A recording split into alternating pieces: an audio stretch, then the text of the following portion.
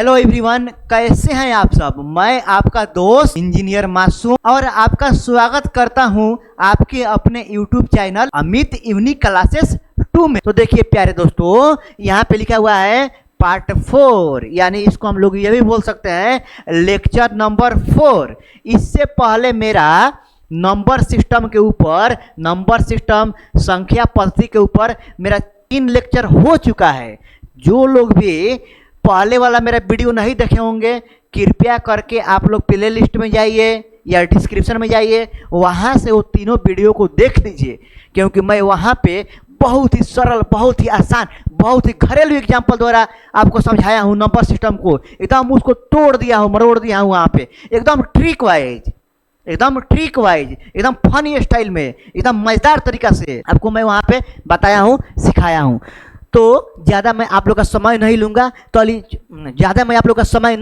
चलिए हम लोग थोड़ा सा आगे बढ़ते हैं और एक शेरो शायरी के ऊपर ध्यान देते हैं। छोटा सा शेरो शायरी के ऊपर क्या करते हैं, ध्यान देते हैं, फिर इसके तरफ बढ़ेंगे। थोड़ा सा मजा हो जाए, मजा हो जाए। देखो, एक लड़का है और एक लड़की है। दोनों में खूब प्यार चल रहा है, खूब लव चल रहा है। दोनों में क्या चल रहा है?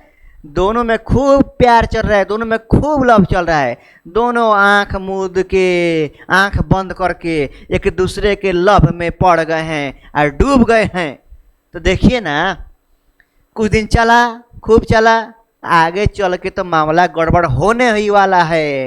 ये प्यार वार कौ दिन चलता है रे भाई, तू लोग भी जानता है, तू लोग भी कोई अनजान नहीं है, बच्चा नहीं रहा तुम लोग। अब तो कहने का मतलब यह है ना, एक लड़का एक लड़की एक दूसरे को खूब प्यार करते थे, खूब प्यार के इजहार करते थे। तो हुआ क्या, देखिए, दोनों में कुछ कहा सुनी हो गई, अलग हो गए।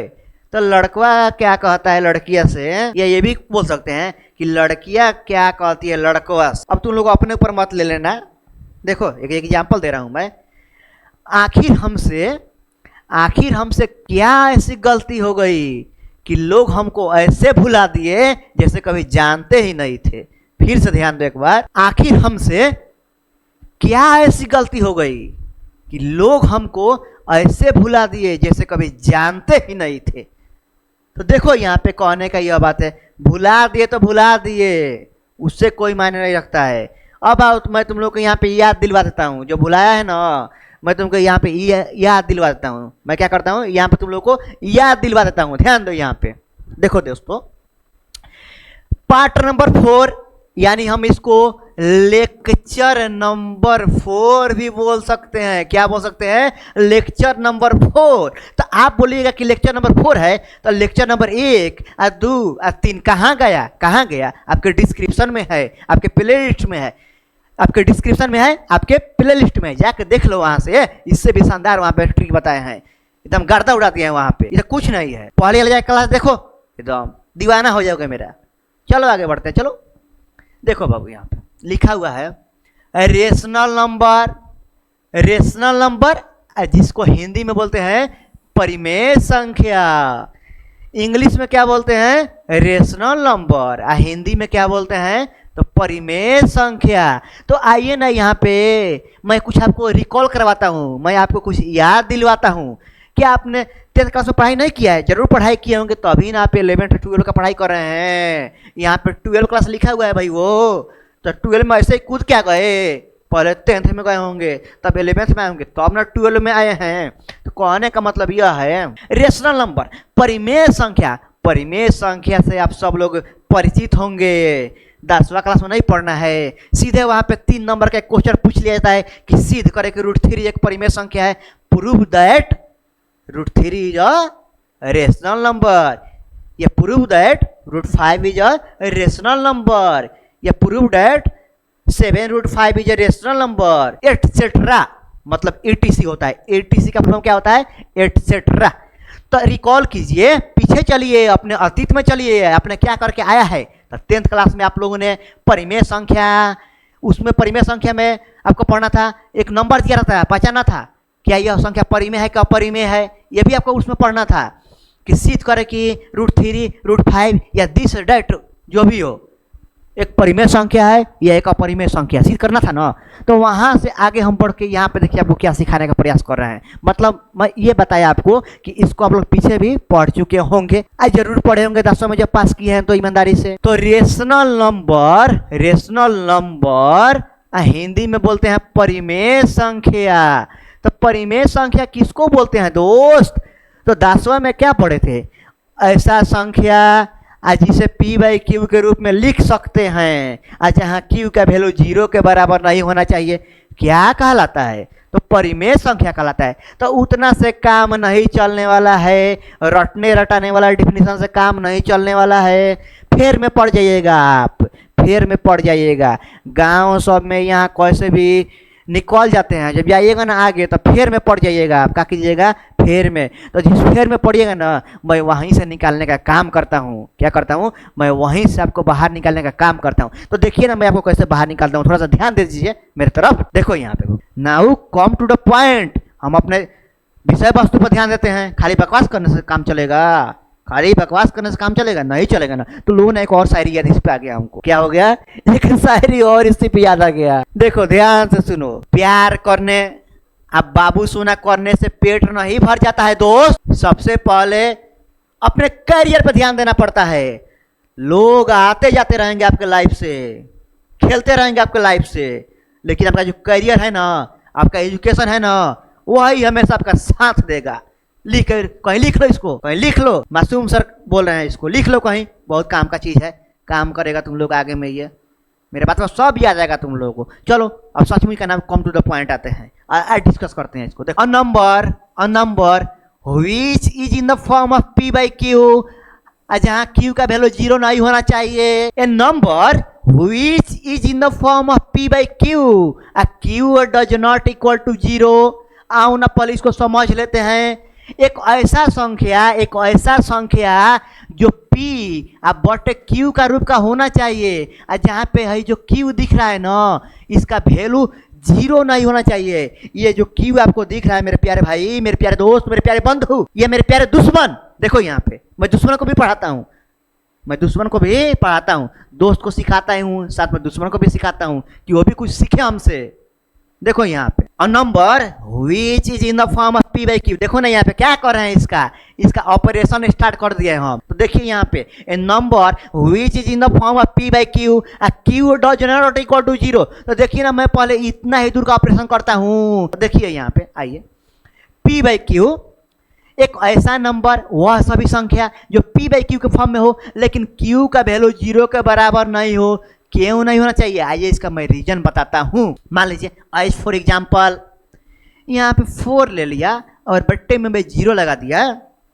यहाँ पे मैं 6 ले लिया, बट्टे में 0 लगा दिया। यहाँ पे 8 ले लिया, बट्टे में 0 लगा दिया। देखो मैं क्या गलती किया। ये बोल रहा है, चिल्ला चिल्ला के बोल रहा है कि P बाई क्यू के फॉर्म में होना चाहिए। तो भैया जी 4/0 P बाई क्यू के फॉर्म में तो आ गया। एगो ऊपर एगो नीचे, तो एगो ऊपर एगो नीचे बीच में बाटा, एगो ऊपर एगो नीचे एगो बीच में बाटा, एगो ऊपर एगो नीचे एगो बीच में बाटा लगा दिए हम। मैंने P बाई क्यू के फॉर्म में लिख दिए, P बाई क्यू के फॉर्म में लिख दिए। अब P बाई क्यू के फॉर्म में लिख दिए, लेकिन गलती यहाँ पे क्या हुआ? यह चिल्ला चिल्ला के कंडीशन बोल रहा है। यहाँ भी कंडीशन बोल रहा है कि Q का वैल्यू 0 के बराबर नहीं होना चाहिए। Q does not equal to 0, ये सिंबल दिख रहा है, इसको बोलते हैं डज नॉट इक्वल टू 0। तो यहाँ पे देखिए भाई, यहाँ पे चिल्ला चिल्ला के बोल रहा है Q does not equal to 0, लेकिन यहाँ पे हम क्या किए? Q does not equal to 0। तो Q कहाँ है? नीचे में है। तो नीचे में 0 लगा दिया, यहाँ पे 0 लगा दिया, अभी यहाँ पे 0 लगा दिया। तो कुछ बटा 0 क्या होता है? तो अनडिफाइंड होता है। कुछ बटा 0 का चाहिए तो अनडिफाइंड होता है। Does not exist in nature, मतलब यह वातावरण में या नंबर सिस्टम में एग्जिस्ट करता ही नहीं है। इनडिफाइंड, अनडिफाइंड, इन्फिनेटिव, कुछ भी बोल लीजिए, अनंत बोल लीजिए, इसका कोई अस्तित्व होता ही नहीं है। इसका मतलब क्या चीज? कुछ नहीं। तो एक आप लोगों को कन्फ्यूजन होता होगा, उस कन्फ्यूजन को भी मैं दूर करना चाहता हूं कि 4/0 का ची, 4/0 का ची माने का होई? 0/4 काची माने का होई, माने कहने का मतलब यह है ना कि 4 बट्टा में 0 रहेगा तो क्या होगा, अगर 0 बट्टा में 4 रहेगा तो क्या होगा। तो आइए मैं आपको समझा देता हूं कि क्या होगा, फिर कभी भूलिएगा नहीं, फिर आप कभी भूलिएगा नहीं, क्योंकि किसके पास आए आप, तो मासूम सर के पास है। तो 4/0 काची आ 0/4 काची माने का होई, कंफ्यूजन रहेला न बबुए में, तनिक ना रहेला कंफ्यूजन। झूठ मत बोलिए सन, देखिए सन मास्टर के सामने झूठ मत बोलिए।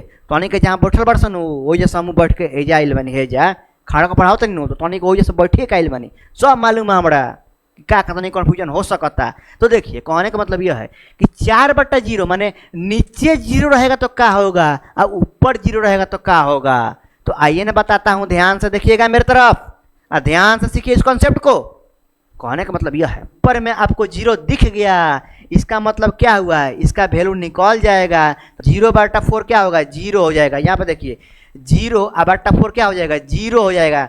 क्यों होगा, क्योंकि यह ऊपर में है, यहाँ पे 0 क्या है, ऊपर में है, और ऊपर में क्या है, ऊपर का वैल्यू निकाल सकते हैं क्योंकि ऊपर में हमको दिख रहा है क्या है, चांद तारे हैं, या जो भी पक्षी उड़ रही है पक्षी भी दिखाई देगी, बर्ड उड़ रही है मतलब बर्ड भी दिखाई देगी, एरोप्लेन जा रही है एरोप्लेन भी दिखाई देगी। यानी ऊपर में कुछ भी जाएगा चीज़, ऊपर के चीज़ को हम लोग देख सकते हैं, पहचान सकते हैं और उसका नाम लिख सकते हैं। इसलिए ऊपर में जो है उसका अस्तित्व है, ऊपर में जो दिख रहा है उसका अस्तित्व है, इसलिए 0/4 क्या हो जाएगा, 0 हो जाएगा। अब ये नीचे का बात करते हैं।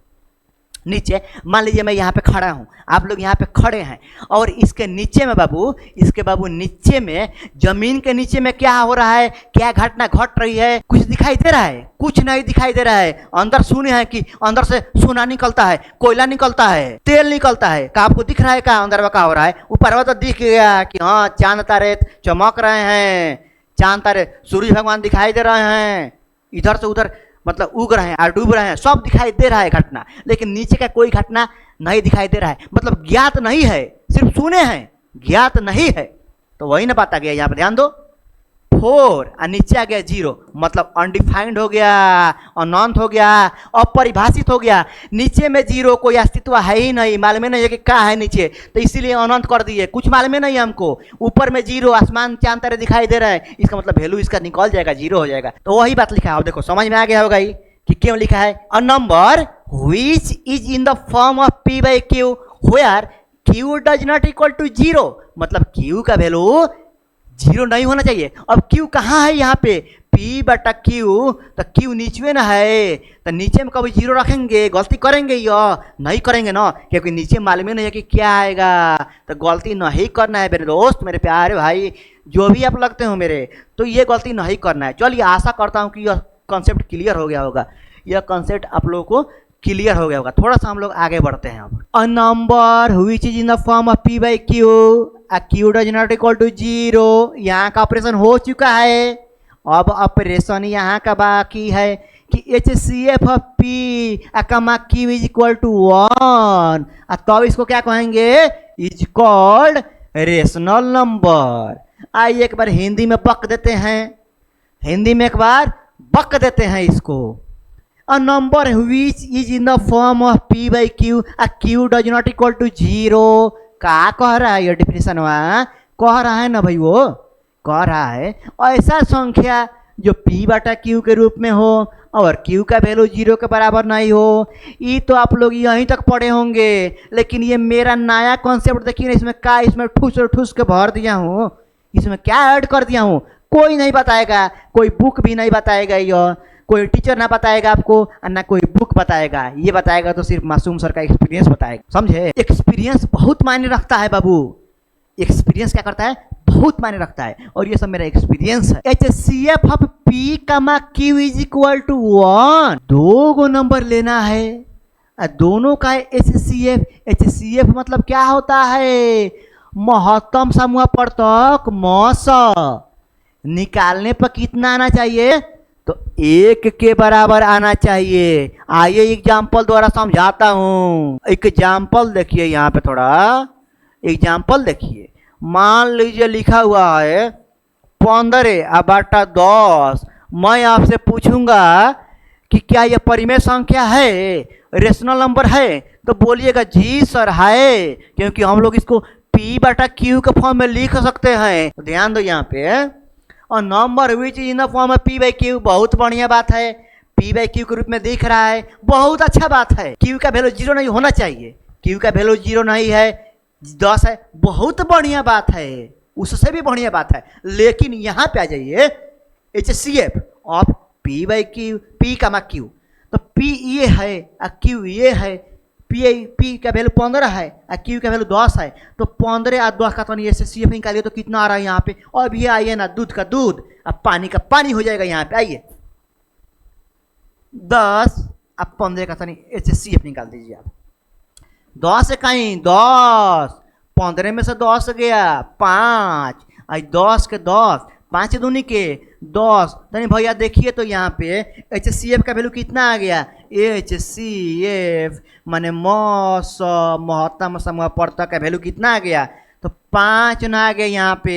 और मेरा डिफिनीशन क्या बोल रहा है, मेरा डिफिनीशन क्या बोल रहा है, मेरा एक्सपीरियंस क्या बोल रहा है। आप लोग क्या करते, आप लोग तो रट लिए हैं सिर्फ इतना ही कि a number which is in the form of P by Q where Q does not equal to 0। यहाँ तो सब सही दिख रहा है कि P बाई Q के रूप में है भी और Q का वैल्यू 0 के बराबर भी नहीं है। तो क्या ये परिमेय संख्या है? नहीं ना है गधा, नहीं ना है, गलती ना हो जाएगा रे भाई। क्योंकि यहाँ पे जब 10 और 15 का मैं HCF निकाला तो यहाँ पे कितना आ गया HCF का वैल्यू, यहाँ HCF का वैल्यू 5 आ गया 5, तो यहाँ पे आना चाहिए 1, आना चाहिए 1, आ गया 5। तो क्या ये सही है? नहीं है ना। मैं एक एग्जाम्पल लिया था 15 में 10 लिया था। तो क्या ये परिमेय संख्या है? नहीं। सबसे पहले इसको सिंपलेस्ट फॉर्म में लाना पड़ेगा। सिंपलेस्ट फॉर्म में 5 तिहाई 15 और 5 दूनी के 10, अब ये आ गया सिंपलेस्ट फॉर्म में। अब तनी इसका निकालिए तो HCF 2 और 3 का, 2 इकाई 2, 3 में से 2 गया 1, 1 दूनी के 2। इस बार HCF क्या आ गया? 1 आ गया। देखो वाह भाई, केसवा कैसा लगाता रहे हमार, ये चला सोन बालावा कैसा लग रहा है, मेरा हीरो जैसा लग रहा है। आओ 2-4 और एग्जाम्पल ले लेते हैं। आओ इजी लिखो, चाहे एग्जाम्पल लिखो। इजी एग्जाम्पल, इजी मतलब एग्जाम्पल ही होता है, एग्जाम्पल मतलब एग्जाम्पल होता ही है, हिंदी में उसको उदाहरण बोलते हैं। तो देखिए मेरे दोस्त, एक हो गया। एक क्या, एक कोई आपसे पूछे कि एक परिमेय संख्या है तो आप क्या बोलिएगा? हाँ बिल्कुल है। तो बोलेगा कि ये तो P बाई Q के रूप में नहीं लिखा हुआ है। तो नहीं लिखा हुआ है तो क्या हुआ, आप अपने से लिख दीजिए, 1 बटा में 1 लगा दीजिए, ये P बटा Q के फॉर्म में आ गया। यहाँ Q का वैल्यू 0 के बराबर भी नहीं है। देखिए Q का वैल्यू कितना है, 1 है। दूसरा एग्जाम्पल दीजिए, यहाँ पे 0 लिखा हुआ है। पूछेगा क्या 0 एक परिमेय संख्या है? बोलेगा हाँ बिल्कुल है, क्योंकि 0 बटा 1 लगा सकते हैं, ये भी P बाई Q के फॉर्म में आ गया।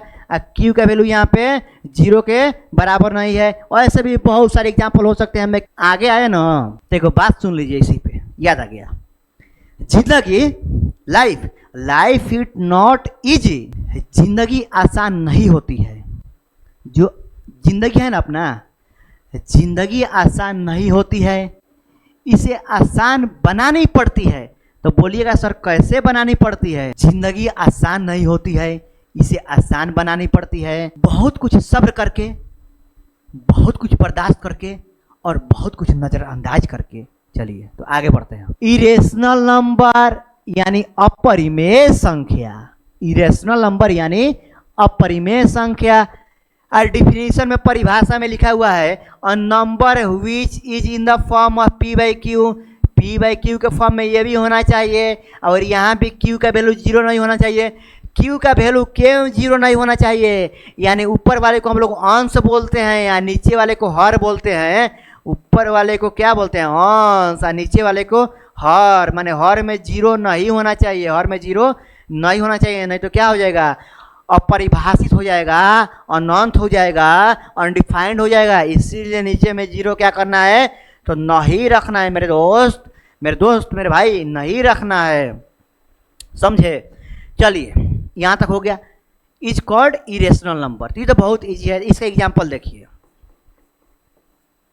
ए number which in the form of P by Q where Q does not equal to 0 is called irrational number, ध्यान दीजिए यहाँ पे, जैसे √3 हो गया, पूछा जाएगा √3 क्या है आपको, परिमेय है कि अपरिमेय है, यानी कि रेशनल है कि इरेशनल है। तो देखिए √3 बट्टा में एक अपने मन से लगा सकते हैं, ये तो p/q के रूप में है, क्या है p/q के रूप में है, और यहाँ पे q का वैल्यू 0 के बराबर नहीं है, क्योंकि q का वैल्यू यहाँ पे क्या है 1 है, तो ये √3/1 लिखा हुआ है। देखिए √3 का गुणनखंड निकाल सकते हैं, फैक्टर निकाल सकते हैं, नहीं, रूट में वह सभी नंबर जिसका हम लोग फैक्टर गुणनखंड नहीं निकाल सकते हैं, सभी के सभी क्या कहलाते हैं, तो अपरिमेय संख्या कहलाते हैं। तो ये क्या हो जाएगा, एक अपरिमेय संख्या हो जाएगा। आइए एक दूसरा एग्जांपल यहाँ पे लेते हैं। यहाँ पे देखिए एक और एग्जांपल आपके सामने लेते हैं। यहाँ पे मान लीजिए यहाँ पे 2 और √2 लिखा हुआ है, आपसे पूछा जाए 2√2 लिख के आपसे यहाँ से पूछा जाए कि क्या ये परिमेय है कि अपरिमेय है, क्या परिमेय है कि अपरिमेय है। सबसे पहले बटा में 1 लगा लीजिए, ये आ गया p या बटा q के रूप में आ गया, p बटा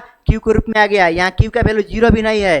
तो मैं बताया अभी आपको कि रूट में वह सभी संख्या जिसका हम लोग गुणनखंड नहीं निकाल सकते हैं वह क्या कहलाएगा, तो अपरिमेय कहलाएगा। तो ये अपरिमेय संख्या हो जाएगा, इरेशनल नंबर हो जाएगा। आइए एक एग्जांपल और देखते हैं। यहाँ पे एक एग्जांपल और देख लीजिए आप। यहाँ पे एग्जांपल देखिए, मान लीजिए इस पर लिखा हुआ है √4/9 लिखा हुआ है। तो देखिए 4 का हम लोग गुणनखंड निकाल सकते हैं, 2 होगा, और 9 का कितना होगा 3 हो गया, तो 2/3 p/q के फॉर्म में आ गया, और q का वैल्यू 0 भी नहीं है, और यहाँ रूट से भी बाहर आ चुका है। तो यह क्या हो जाएगा, यह परिमेय संख्या हो जाएगा, रेशनल नंबर हो जाएगा।